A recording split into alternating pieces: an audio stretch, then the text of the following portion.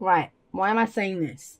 Let's have a look. So, if you've got the potential for, that's what the sun is saying. That's an underlying energy of the potential for great happiness.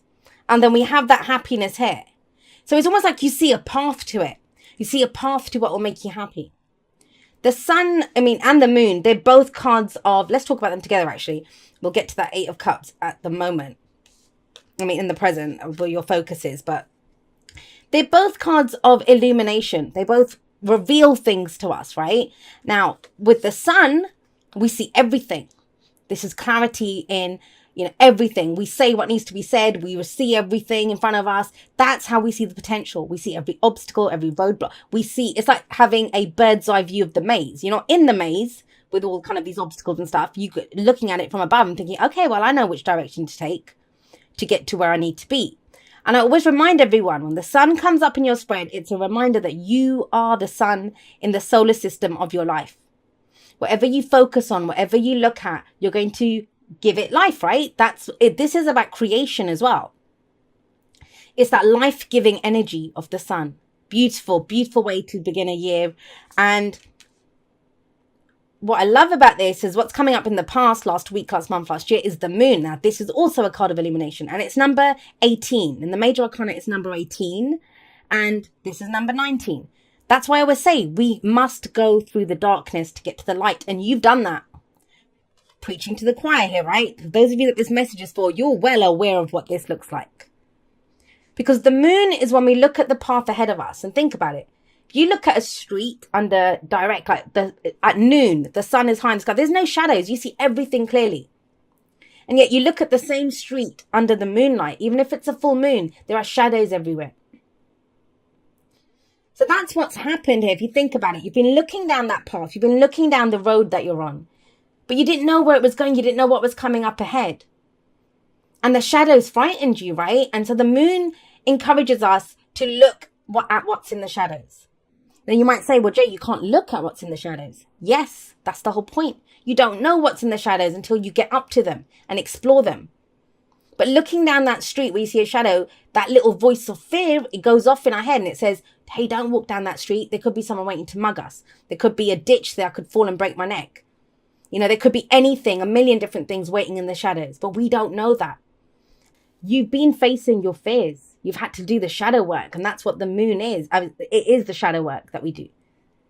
But when we do that, when we clear out those fears, look at the old doubts, whatever they were, and this tries to keep us safe, right? It turned all the lights on with the sun. Everything is clear now. So what is it that's become clear? The Eight of Cups is the focus here. You are not going to do that anymore. That's what the Eight of Cups is saying here. Cups are always about our emotions. So as much as this card shows someone who's walking away from a situation, it's at an emotional level. It doesn't always translate into physically getting up and walking off. But it is that I'm done with feeling that way. And I actually love the Eight. I love the Eight of Cups anyway, but I especially love it in this deck. Look at it. It's beautiful. And those cups are shiny and you'd think there's nothing wrong with them. Why is this person walking off from this situation? They've spent obviously a lot of time, energy, effort to get these 8 cups. But they don't do anything for them anymore. That's why they can leave them. It doesn't hurt. They're emotionally done with that. Now, I see this as a card of progress. Because when we leave something behind, even at an emotional level, we are going towards something new. We're going towards something new. And it's very interesting to me, especially if you have a look, that moon's out, right? It's a full moon there. And this person's kind of walking off into the middle of the night. They're not waiting for the sun to come up. And when we have the moon sat right next to this, that kind of amplifies that message of, I don't know if you've overcome all your fears. It's almost that sense of feel the fear and do it anyway.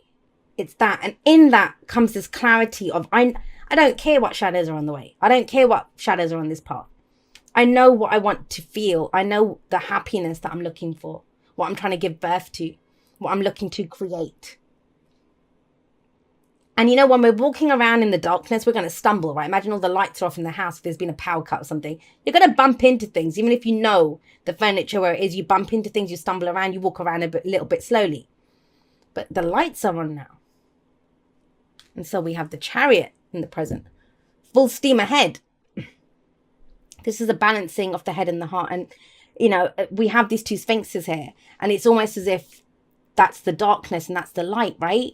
They work together now. And that's one of the key things that a lot of people don't realize about everyone wants peace and happiness and, all of these beautiful emotions. But they are a part. They come as, part and parcel of the darkness as well. And when we've made peace with our dark side, when we've made peace with our fears and doubts, we know they're there. We recognize them. They're a part of who we are. There's nothing wrong with having fears. There's nothing wrong with having doubts. It's what we do with them. Do we allow them to stop us? And you're not. That's what I love about this. We have the sun here. You see the path ahead of you. And guess what? Then you get in your chariot and you go down there. You go down that path. Now, you are the charioteer. That's the whole thing of the chariot card. You're the charioteer. It's the card for Cancer. You have a lot of water energy, actually. So we have Leo, Pisces, Cancer. But remember, the signs don't own the cards. They just lend their characteristics or their energies to them. And with this card coming up, it's very much about, okay, I'm going for victory. I'm going for that. I'm going for what makes me happy. I truly am. It's a victory card, and it says victory for your own determination, your own efforts that you put into this. This is taking control of a situation. It doesn't just happen to us, right? And that's sometimes the issue when the moon comes up. We wait for something to show up. We're kind of huddled in the darkness, in the shadows. And it's almost like that it's that realization that no one's coming, not just no one's coming to save me, but it's like, hey, I don't need anyone to save me. I know where I'm going. I know what I'm doing. I know which direction I want to go in.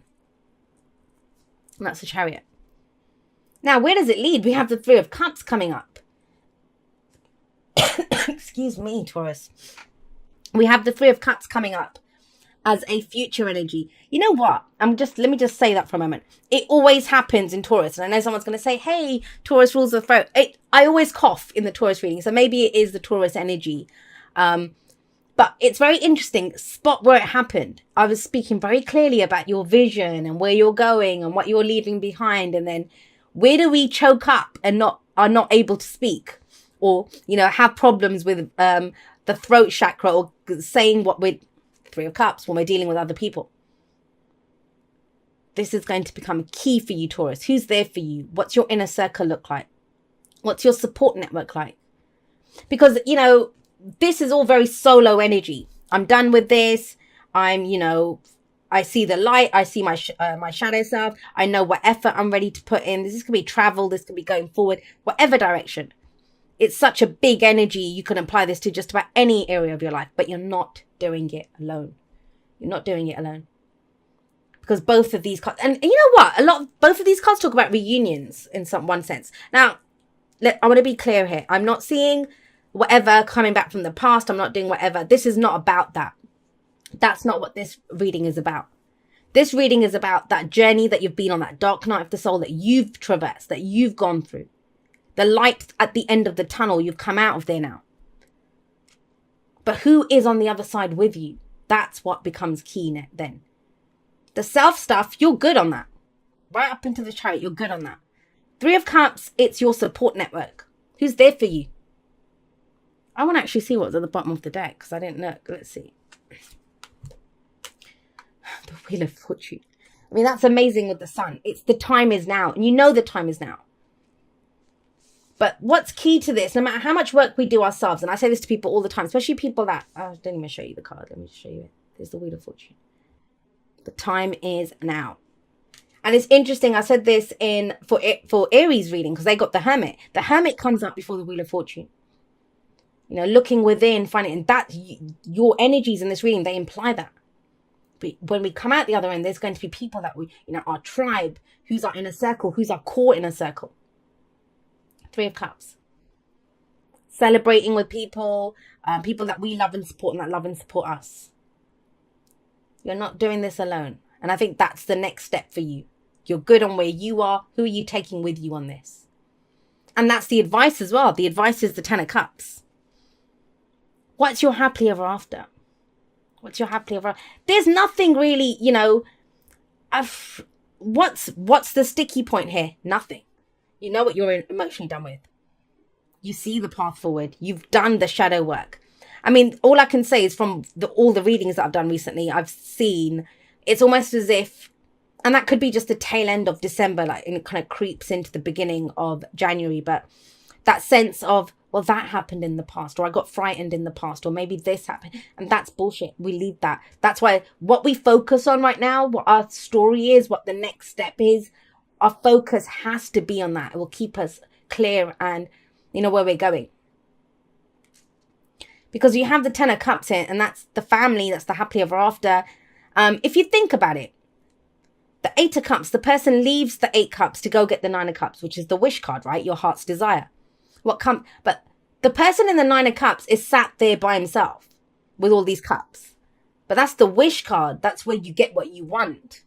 But it's not what you need. The need is when we share it with the people that we love. Where we have others that are tribe, and it's family, but family isn't always blood, right? And so the kind of sticky point, the only kind of implying, it's so tiny. I'm taking a magnifying glass to it because I saw that message there. It's this, whatever fears and doubts were there before. And the fears and doubts are coming from what other people are. You've got good on yourself. It's now sharing it, or who we take with us, or who we include in this journey. And it has to be about support, my lovelies. It has to be. Not about what you can do for them. And I don't even think you're at the point of what they can do for you. It's that mutual enjoyment of we're doing this together. We're moving forward together. We celebrate each other's successes together. That's very important here. The support aspect is what I'm getting very strongly. All right, Taurus, thank you so much for watching your reading. I will be doing a live outro. It'll either already be up, in which case I'll have linked it at the end of this, or you'll see the kind of pre-notification that I'll be going live soon. I just want to say I love you guys very much. Beautiful reading. Beautiful reading. I will see you next time, but that's all for now. Goodbye.